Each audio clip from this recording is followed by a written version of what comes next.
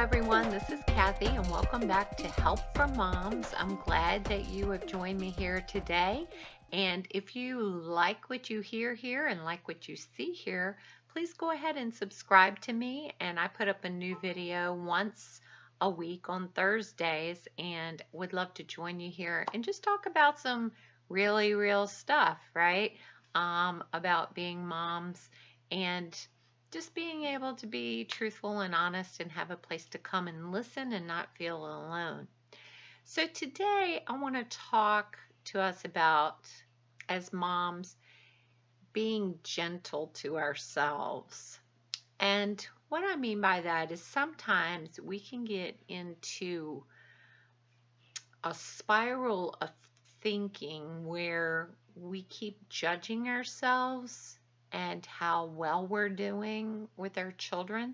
And sometimes we judge ourselves through comparisons, right? Like comparing ourselves to our other friends and maybe what they get for their kids or things their kids are able to do, able to afford to do with activities, or maybe how they discipline or how they treat their kids or something. But you're like, I don't know about you, but sometimes you're just always comparing yourself to other people's lives and how they do things and what's happening with them.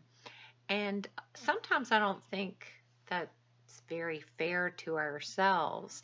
And we need to give ourselves credit as moms and the things that God has put in us as gifts to give to our children. Because there's only one you, right? Only one you.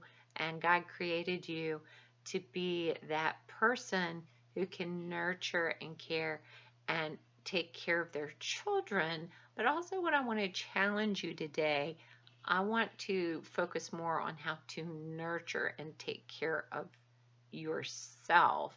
And so sometimes we get stuck in guilt for not feeling good enough or never being good enough or not being perfect. And I think it's a good time to kind of get out of that stuck place and be gentle to ourselves. And you might say, well, Kathy, how do you do that?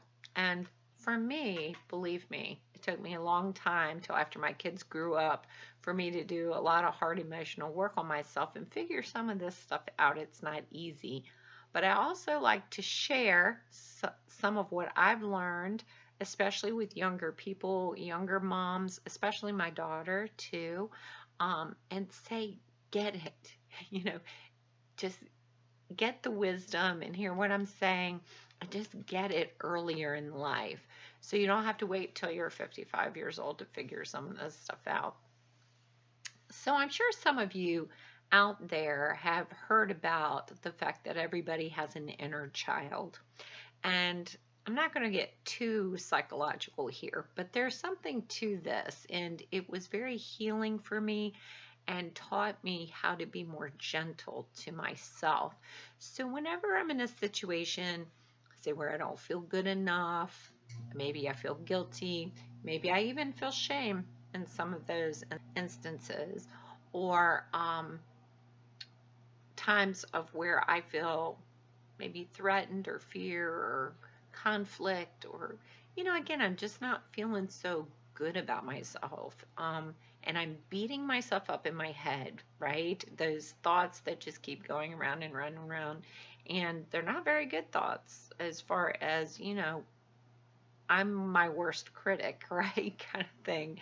I would suggest taking some time to really do some reflective work on your inner child. And what has been helpful for me is to actually write down, what does my inner child need? So if you see yourself as a child and feeling like a child, right? I feel fearful, I feel this, I feel that, and you're able to really get in touch with those feelings. Then make another column that says, how can I parent that child?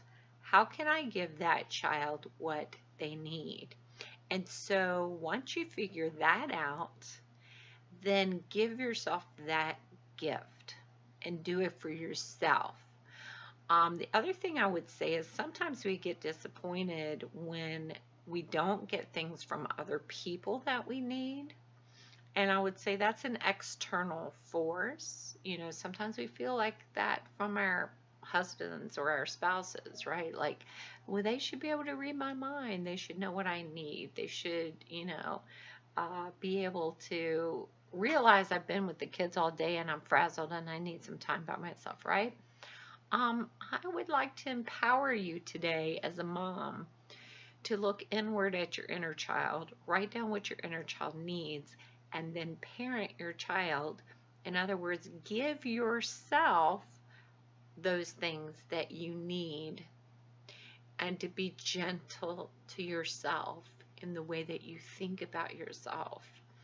Give yourself a break. Join the human race. We're not perfect, and it's okay to not be perfect. It's what we do with that information. Do we stay solution oriented? And one way that has been very healing to me, like I said, is to figure out what those needs are, whether they're emotional needs, physical needs, what it is for you at the time. And usually for moms, I would say it's probably those emotional refueling needs. Sometimes it's just basic needs, right? For moms, are you eating right? Are you sleeping right? Are you taking time not to be so serious, but to have some fun in your life? A good way too is to think back to your childhood and bring some of those things back into your life again. Now you're saying, I'm around children all day. Why would I do that? The point is not to be so serious about life and to bring some joy back to your life. So what used to bring you joy when you were little? What used to bring you comfort when you were little? What games did you like to play when you were little? Go back to playing some of those board games or jacks, or I'm showing my age when I say that. But, try to put some of those kind of activities back in your life, and just renewing your spirit, finding ways to renew your spirit. So today, as a mom, I say, pat yourself on the back. Kudos for taking on the hardest job in the whole world. And I just want to encourage you to say you're doing a great job. So take time to not be so hard on yourself, and give yourself kudos for those things that you have done right. Stay positive in that area. And also, maybe where we have shortcomings as parents, just be willing to admit that, right? And be able to be solution oriented, make things better next time, right? But in it all, it's really important as a mom to take care of yourself and not to feel guilty about that, and find creative ways to nurture your inner child so that you are there in more wholeness and fullness for your family and your own children.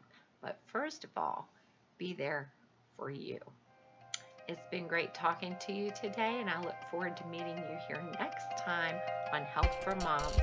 Many blessings in the weeks to come.